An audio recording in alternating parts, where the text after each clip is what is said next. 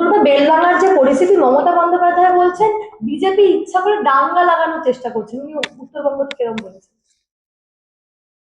মুখ্যমন্ত্রীর বারবার এই ধরনের মিথ্যাচার, সেটা বিজেপির জন্য একদম অস্বস্তিজনক নয়, বরং পশ্চিমবঙ্গের পরিস্থিতি সামলাতে তিনি যে ব্যর্থ এবং তাই তিনি আঙুল বিজেপির দিকে তুলে মুক্তি পাওয়ার চেষ্টা করছেন তা সবাই জানে।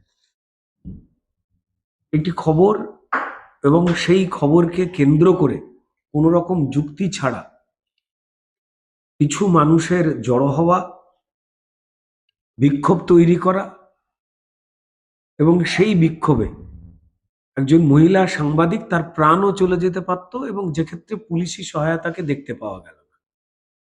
আমরা পশ্চিমবঙ্গে নারী নির্যাতনের ঘটনা রোজই শুনি। মহিলা মুখ্যমন্ত্রীর সময় তিনি আসলে এই মহিলা সাংবাদিক সোমা মাইতি সম্ভবত ওনার নাম, এবং পশ্চিমবঙ্গের একটি গুরুত্বপূর্ণ মিডিয়ার একজন সাংবাদিক, তিনি এই বিষয়টাকে এড়াবার জন্য আর কোনো দিকে আঙুল তুলবেন তিনি বুঝতে পারছেন না। মিথ্যে কথা বলতে বলতে মিথ্যে সিলেবাস তার শেষ হয়ে গেছে। তিনি যা বলছেন, যা করছেন, সেটা ফাইল চুরি থেকে শুরু করে রেশন চুরি, শিক্ষা চুরি থেকে বালি চুরি, কয়লা চুরি, এই সবেতেই তার মুখোশ খুলে গেছে। এবং কার্যত তিনি যে এই যাবতীয় চুরির ইন্ধনদাত্রী, তৃণমূল দলের নেত্রী হিসেবে বা এই সরকারের পুলিশকে যিনি পরিচালনা করেন তার প্রধান হিসেবে তিনি যে ব্যর্থ প্রমাণিত, তাই তিনি সম্বিত হারিয়ে ফেলেছেন আর কিভাবে মিথ্যে কথা বলবেন। তবে এই ধরনের পরিস্থিতিতে এই ধরনের মিথ্যে কথা বলে নিজের অপদার্থতা ঢাকবার যে চেষ্টা, তা দুর্ভাগ্যজনক। পশ্চিমবঙ্গের মানুষ সব দেখতে পেয়েছে, তার মিথ্যাচারকে আর কেউ বিশ্বাস করে না। কিন্তু মমতা বন্দ্যোপাধ্যায় বলছেন এই ঘটনার পরিপ্রেক্ষিতে যে ওই দিন একটা মব জমা হয় শুক্রবার দিন, সবাই জানেন। ওই মবের ভেতরে না ঢুকলেও পারতেন। সঙ্গে তিনি এটাও বলছেন এই ঘটনা দুর্ভাগ্যজনক। মব জমা হতে দিল কে? পুলিশ। আমাদের ট্যাক্সের টাকায় পুলিশ হোক, ইন্টেলিজেন্স হোক, তারা চাকরি করেন এবং তারা পুলিশ মন্ত্রী এবং মুখ্যমন্ত্রীর নির্দেশ মেনে চলেন। আমরা যদি খুব সাম্প্রতিক উদাহরণ দেখি, যে ওয়াক অফ আন্দোলনের নামে যে মব জড়ো হয়েছিল মুর্শিদাবাদে, সিদ্দিকুল্লাহ চৌধুরীর নেতৃত্বে সেই মব হরগোবিন্দ দাস, চন্দন দাসদের মারে এবং যখন হিন্দুরা বাঁচবার চেষ্টা করছে এই জিহাদি মবেদের অত্যাচারে, তখন ওপর মহলের নির্দেশে পুলিশ চুপ হয়ে রয়েছে, অর্থাৎ যেন হিন্দু মরুক এই বাতাবরণ তৈরি করছে। মমতা বন্দ্যোপাধ্যায় যে কোনো ধরনের ক্রাইম করা মবকে, যা তার ভোট ব্যাংকের জন্য প্রয়োজনীয়, সেই মবকে জমা হতে দেন, পুলিশকে থামিয়ে রেখে দেন, অসভ্যতামি তৈরি করতে দেন। আর এই মবই তার কাছে কখনো দুধেল গাই, কখনো এরাই তার কাছে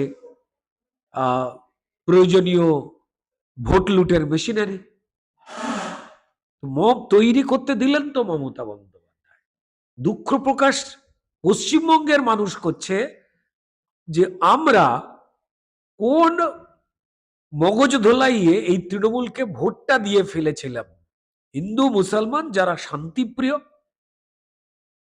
যারা অন্যায়ের পক্ষে নয়, তারা প্রত্যেকেই দুঃখ প্রকাশ করছেন যে মমতা বন্দ্যোপাধ্যায়কে কেন মুখ্যমন্ত্রীটা ভুল করে আমরা বানিয়ে ফেলেছিলাম। হ্যাঁ, এই এই যে শুক্রবার দিন কথাটা বলা হচ্ছে, তাহলে শুক্রবার দিন এই জমায়েত হলে যে কেউ যার উপর চার্জ করতে পারে বা যার উপর শারীরিক আক্রমণ হতে পারে। দেখুন, যতদিন তৃণমূল পরিচালিত সরকার পশ্চিমবঙ্গে রয়েছে, যতদিন মমতা বন্দ্যোপাধ্যায় রয়েছে, তার নির্দেশে এই বাংলাদেশের কায়দাতেই মবেরাও নেমে পড়েছে।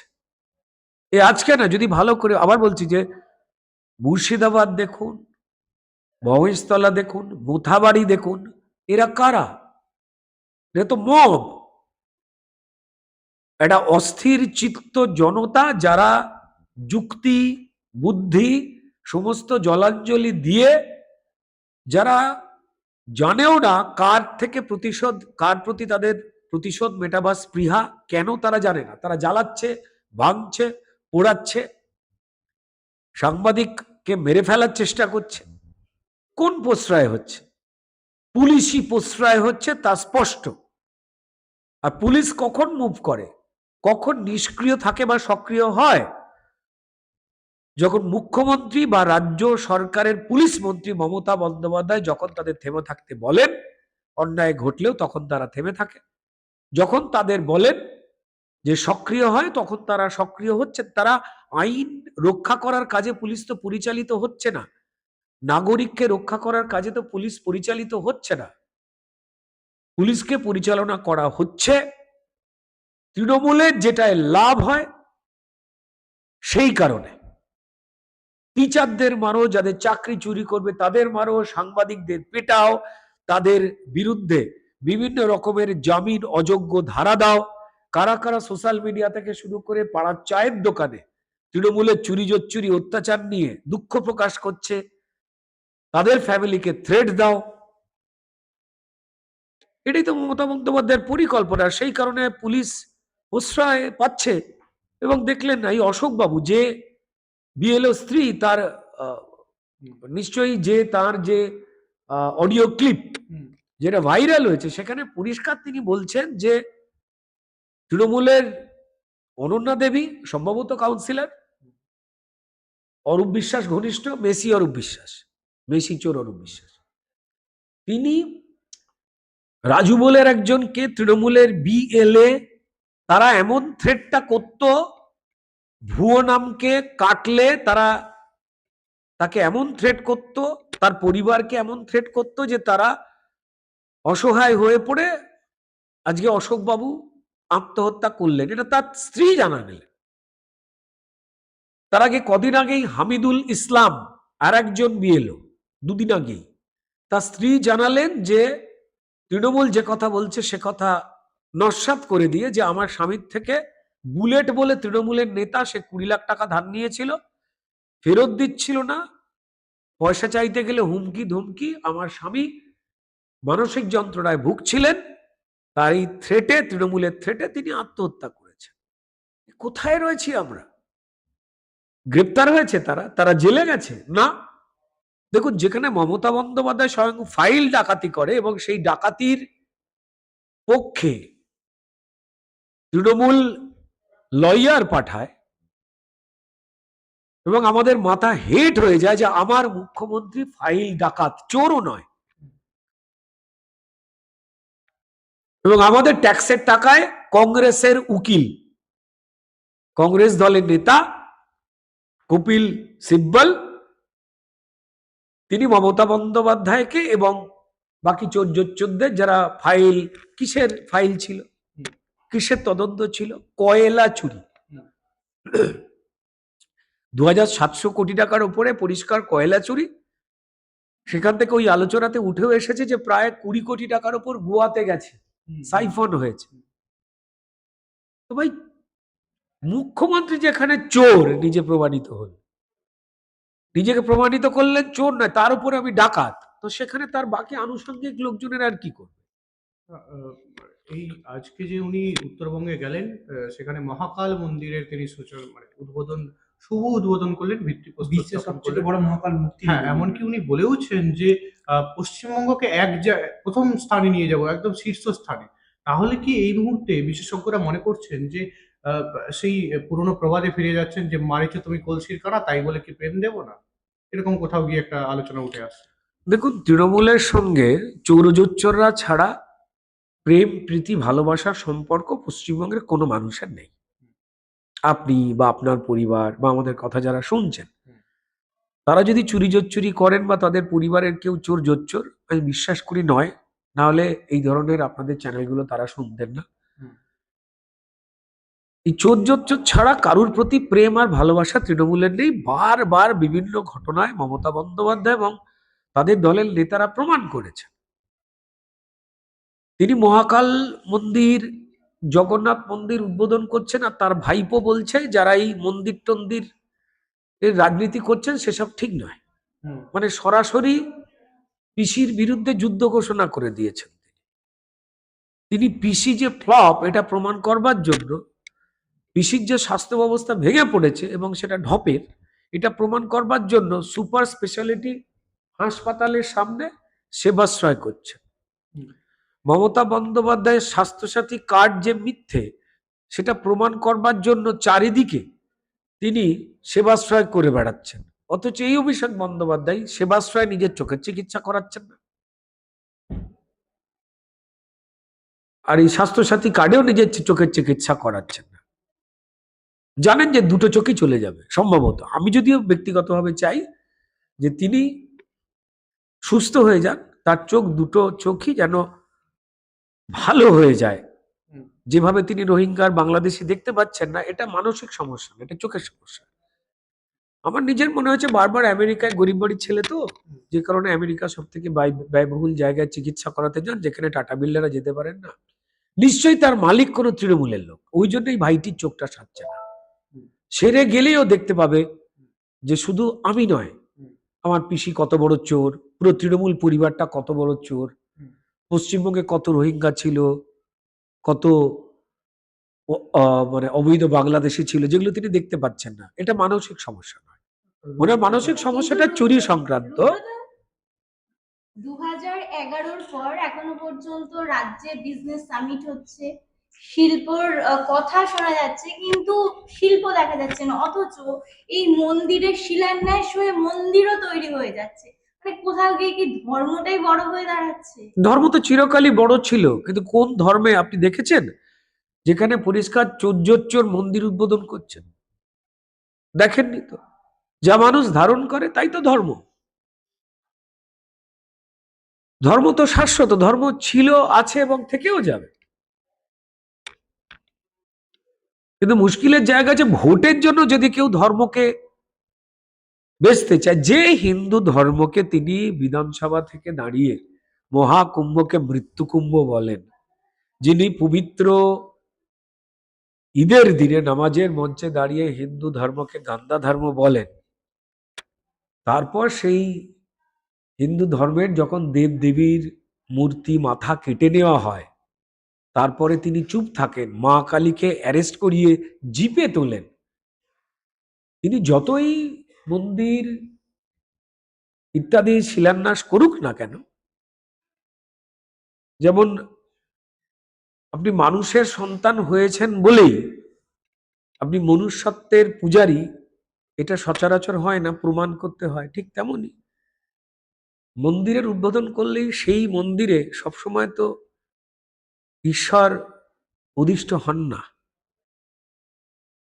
যারা পরীক্ষায় ফেল করে, টুকলি করে, তারাও দেখবেন পরীক্ষার আগে এরম করে বেরোয়। মমতা বন্দ্যোপাধ্যায় তাই করছে, এবং উপর থেকে ঈশ্বর বসে দেখছে যে কদিন আগে আমায় গালাগাল দিলি, কদিন আগে আমার মূর্তি ভাঙলি। সব হিসেব হবে। যারা ধার্মিক মানুষ তারা বলতে পারবেন এই ধরনের পাপের কি কি শাস্তি ঈশ্বর দেন। রুদ্রদা, আপনি আপনি মন্দির ভালোবাসেন আমি শুনেছি। তো সেখান থেকে দাঁড়িয়ে জগন্নাথ কালচারাল সেন্টার এবং তারপরে এই দুর্গাঙ্গন, মহাকালের মন্দির, দুর্গাঙ্গন নিয়ে তো আমাদের যাবেন না? মুসলিম সম্প্রদায়ের ভাইরা তো বিরাট অন্য জায়গায় তো আবার মামলা টামলা থানা ঠুকে ঠুকে দিয়েছে আর কি। হ্যাঁ হ্যাঁ, হ্যাঁ। তো সেটা নিয়ে মমতা বন্দ্যোপাধ্যায় কিছু বলেন। যাবেন না? কোথায়? মমতা বন্দ্যোপাধ্যায়ের যদি ওখানে করে দুর্গাঙ্গন বা মহাকালের মন্দির, আরাধনা স্থান তো, হ্যাঁ, যাবেন না আপনি? দেখুন, খুব ইন্টারেস্টিং একটা প্রশ্ন করলেন। এই প্রশ্ন হচ্ছে পরিষ্কার, ডাকাতরা শুনেছি ডাকাতি করতে যাবার আগে কালী পুজো করতো, শুনেছি। পুজো যে কোনো কেউ করতে পারেন, তবে ডাকাতদের পুজোতে তো আমি কোনোদিন যাইনি। তাও ডাকাতরা খুব সোজা, মানে তারা হাতে অস্ত্র শস্ত্র নিয়ে পুজো করে। মমতা বন্দ্যোপাধ্যায় এখন ফাইল নিয়ে পুজো করছে, ফাইল ডাকাত। সেখানে যাবো কি করে বলতো? আপনি দায়িত্ব নেবেন? আমার যদি মাফলার জ্যাকেট প্যাকেট এই সমস্ত খুলে নেয়, ওরা সব চুরি করে নিচ্ছে। আমার কি প্রাণের ভয় নেই, নাকি ঠান্ডা লাগার ভয় নেই? মমতা বন্দ্যোপাধ্যায় সভা দেখেছেন? যে যে যাচ্ছে, এর জুতো চুরি হয়ে যাচ্ছে, ওর মোবাইল চুরি হচ্ছে, এক ভদ্রমহিলার কানের দুল চুরি হয়েছিল। আমি মমতা বন্দ্যোপাধ্যায়কে অনুরোধ করেছি, ফেরত দিয়ে দিন। এগুলো নেবার আপনাদের কি দরকার? দিচ্ছে না ফেরত। কি অদ্ভুত। আমি ওখানে যাচ্ছি না ভাই। আর আমাদের এখানে পরিষ্কার, আমাদের সনাতন ধর্মে কোথাও কখনো পর্যন্ত বলা নেই যে ওই মন্দিরেই যেতে হবে, ওইখানে ওই করতে হবে। আমাদের সনাতন ধর্মের যে সনাতনী যে যে পথ, সেটা অত্যন্ত উন্মুক্ত, সেটা অত্যন্ত প্রশস্ত। আপনি আরাধনা বাড়িতে বসেও করতে পারেন, সূর্যের দিকে তাকিয়েও করতে পারেন, জলকে আপনি পুজো করতে পারেন, গাছকে পুজো করতে পারেন, আগুনকে পুজো করতে পারেন নিজের মতো করে। মমতা বন্দ্যোপাধ্যায়ের ওই সমস্ত মন্দির টন্দিরে উনি যাই করছেন সেখানে, ওখানে যাওয়া মানে আপনি নিজেকে বিপদে ফেললেন। তো আমার মনে হয় যে শেষ মুহূর্তে এসে ফুটো হয়ে যাওয়া নৌকাতে মন্দিরের তাপ্পি দিয়ে আপনি জুড়তে পারবেন না, হু হু করে জল ঢুকছে। সাঁতার জানলে ভালো, আর সেই শীতকালে ঠান্ডা জলে সাঁতার কাটলে বিপদ। দাদা, সিঙ্গুর যেটা রাজনৈতিকভাবে খুব গুরুত্বপূর্ণ একটা জায়গা, সেখানে 18 তারিখ নরেন্দ্র মোদী সভা করছেন। অলরেডি সেখানে বিক্ষোভ দেখাচ্ছে বেচারাম মান্নার লোকেরা, অলরেডি সেই সভায় বাধা পড়ছে। দেখুন, যার নাম বেচারাম সে তো বেচবেই। বেচারার কিচ্ছু নেই মিথ্যে ছাড়া। তো বেচারাম বাবু বেচুন, বেচার যে কোনো কারোর অধিকার আছে। যার নাম বেচারাম তিনিই শুধু বেচবেন, যার নাম বেচারাম নয় তিনি বেচবেন না। এই যে আমাদের মমতা বন্দ্যোপাধ্যায়, শ্রদ্ধেয় মুখ্যমন্ত্রী, তার নাম কি বেচারাম? না। কিন্তু তিনি এমন ভাবে পশ্চিমবঙ্গকে বেচে দিয়েছেন যে আমাদের এখানে যারা পড়াশোনা জানা ছেলে মেয়ে অন্য রাজ্যে বিজেপি শাসিত সেখানে গিয়ে চাকরি করছেন, আর যারা হিন্দু মুসলমান গরিব মানুষ, এই তৃণমূলের বোম খেয়ে খুন হয়ে যাওয়া আমার বোন তামান্না খাতুনের যে বাবারা, তারা তারা গরিব মানুষেরা পরিযায়ী শ্রমিক হয়ে গেছে। উনি বেচে দিয়েছেন পুরোটা চোরের কাছে, পুরোটাকে এই রাজ্যে। তো দেখুন, বেচারামের যা কাজ বেচারাম করছেন। তবে এটা বলতে পারি যে আমাদের পশ্চিমবঙ্গে বা ভারতের মাটিতে প্রচুর কেনারামও আছে, তাদের থেকে যেন বেচারাম বাবু বেঁচে থাকেন।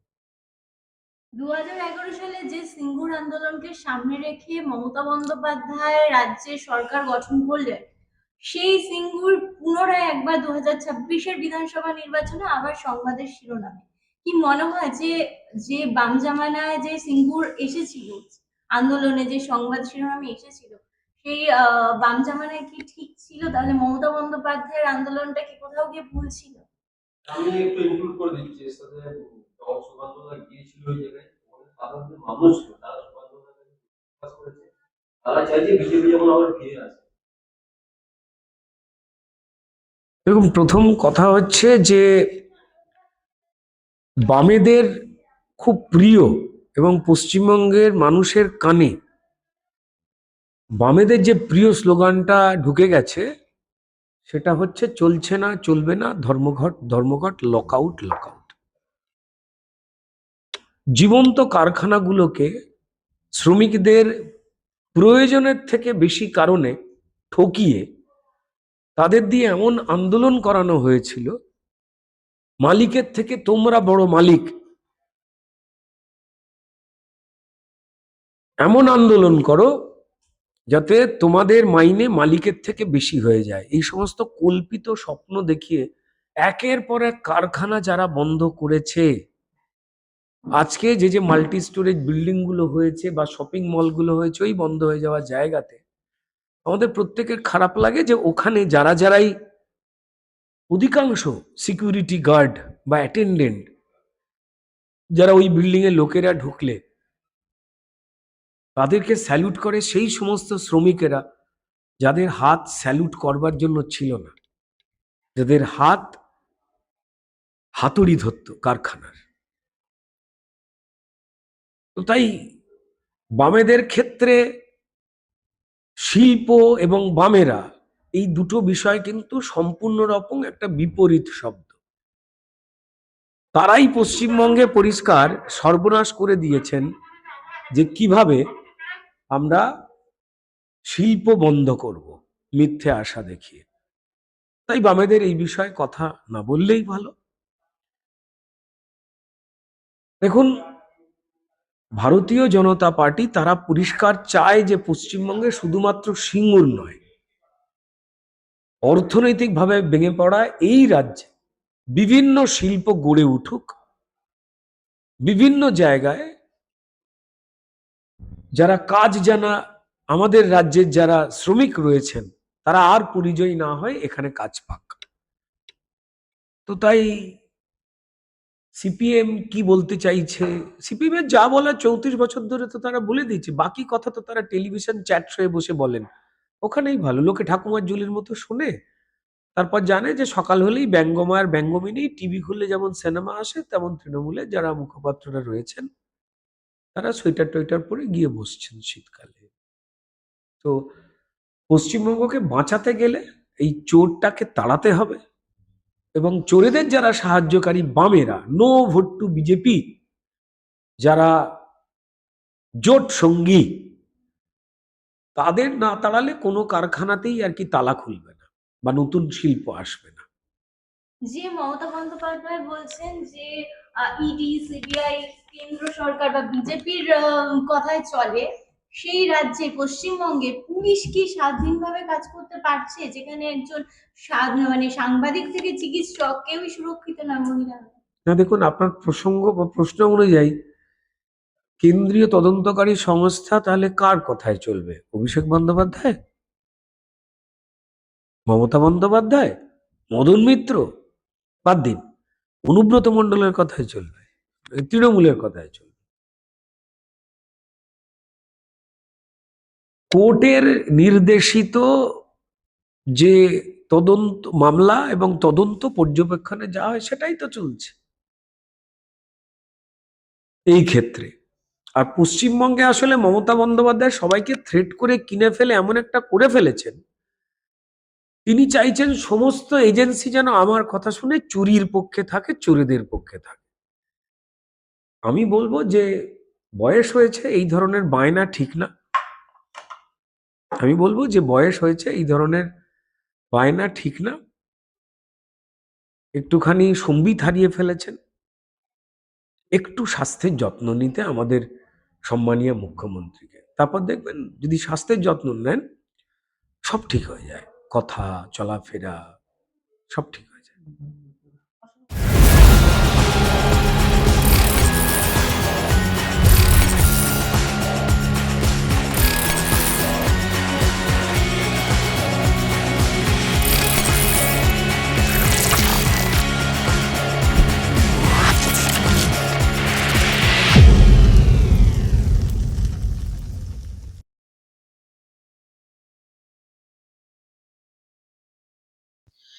দেখুন, মানুষের অভিশাপে কি হবে আমি জানি না, কিন্তু আমাদের পশ্চিমবঙ্গেরও অবস্থা তো ভয়ানক, মানে তলানিতে ঠেকিয়ে দিয়েছেন মমতা বন্দ্যোপাধ্যায়। শিক্ষা, স্বাস্থ্য সব রকম সরকারি যে রাজনৈতিক ইস্যুর জন্য আজকের মানুষের সবকিছু তলানিতে ঠেকে গেছে। আর মমতা বন্দ্যোপাধ্যায় যে মানে যে কাজ করে চলেছেন, এরকম কাজ করতে থাকলে মানুষ তো এমনিতেই ভয়ে তো মানুষ রাস্তায় বেরোতে সাহস করছে না। আর আজকের যে মানুষ সক্রিয়র সাথে যে রাস্তায় বেরোচ্ছে, আর যেভাবে শুধু সন্দেশখালী নয় গোটা রাজ্য জুড়েই এরকম মমতা বন্দ্যোপাধ্যায় সরকার কিন্তু এরকম নোংরামি করছেন। আর এরকম ওনার রাজনীতি মানেই খুন, ধর্ষণ, চুরি, এগুলো তো আর নতুন কিছু ঘটনা নয় আমাদের এই পশ্চিমবঙ্গে। আর সন্দেশখালী ভোলা ঘোষের যে ঘটনায় যে আজকের যে গাড়ি চালাচ্ছিল যে ভদ্রলোক, তার জামাইয়েরও নাম এসছে। তা এপার বাংলায়ও যেমন সংখ্যালঘুরা হিন্দুদের উপরে অত্যাচার করছে, সেপারেও সেই হিন্দুদের উপরে সংখ্যালঘুরাই অত্যাচার করছেন। এপার বাংলার সংখ্যাগুরু তারা যেহেতু।